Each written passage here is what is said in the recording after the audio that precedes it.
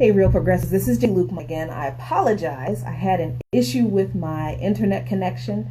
I hope you guys, excuse me, are able to see and hear me now, because I do want to continue and finish this issue with the Congressional Black Caucus that is currently at hand, with their support of a superdelegate system that has been unfair from the beginning of this primary campaign season. Why was it unfair? Well, because hundreds of superdelegates pledged their support for Hillary Clinton before even one vote was cast in any primary in this country. It is ironic that African American legislators, who are supposed to be carrying the mantle for voting rights for everyone, certainly, but for African Americans especially, would support such an undemocratic process. That's the first issue.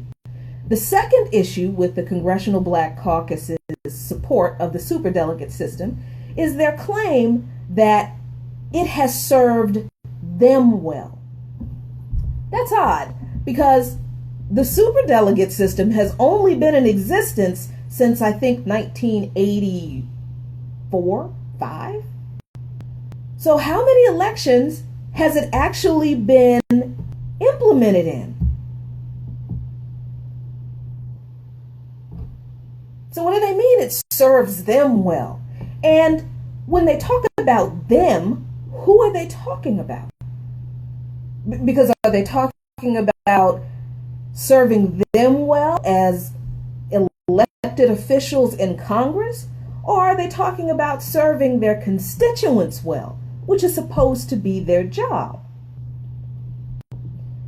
When you read the articles about the Congressional Black Caucus's stand, you see a statement in them that answers that question for you.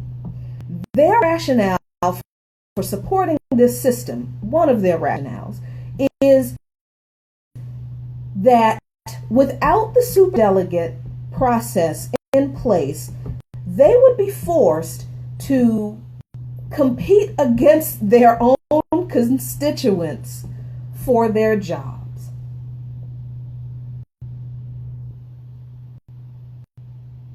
If you are doing a good job representing your constituents in the first place, you're not going to get a whole lot of pushback from the people you're supposed to be representing. That's why we have people like Bernie Sanders, who have served for decades in the House and in the Senate, because he does a good job representing his constituents.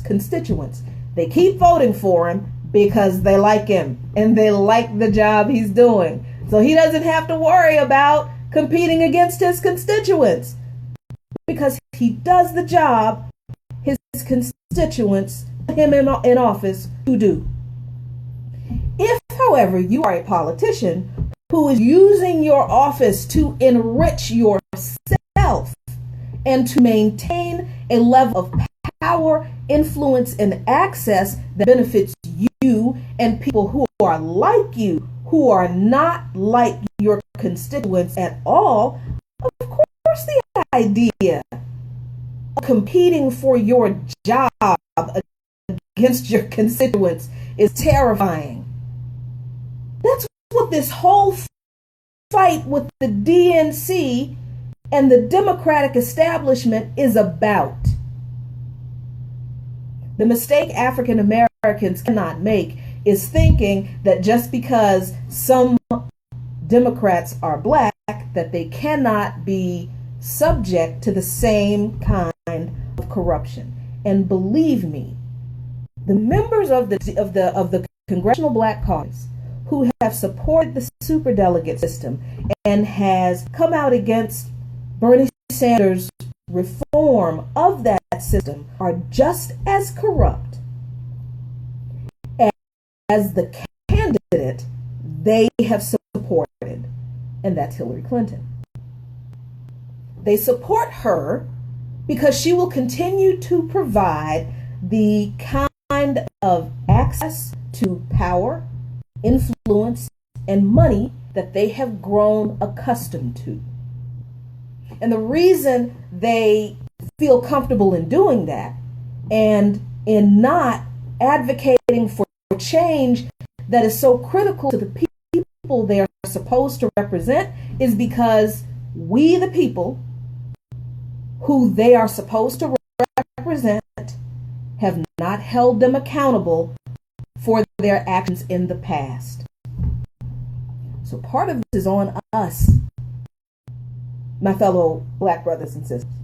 I can't blame institutional racism or systemic racism for the lack of accountability we've held for our Black elected officials. Part of this is on us. But going forward,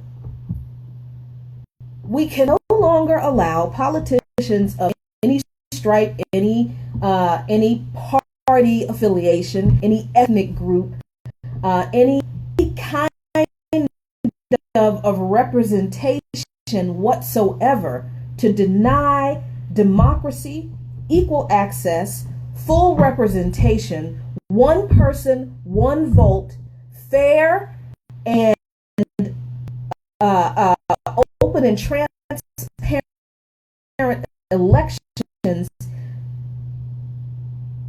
to continue to be denied to anyone in this country.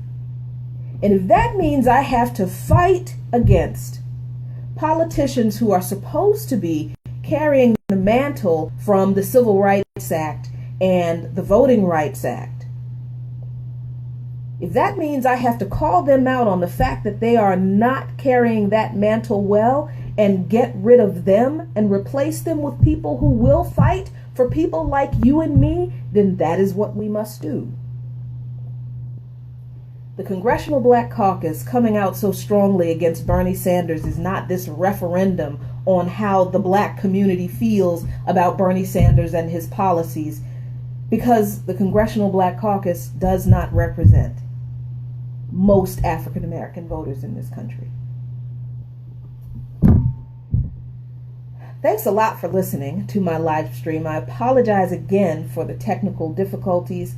I will come to you again later on in the week with some other issues that are very pressing to me and hopefully to you. Stick around with Real Progressives and visit us on Coffee, Current Events, and Politics in Lukman Nation on Blog Talk Radio. Thanks for listening. Keep up the fight. We are the revolution.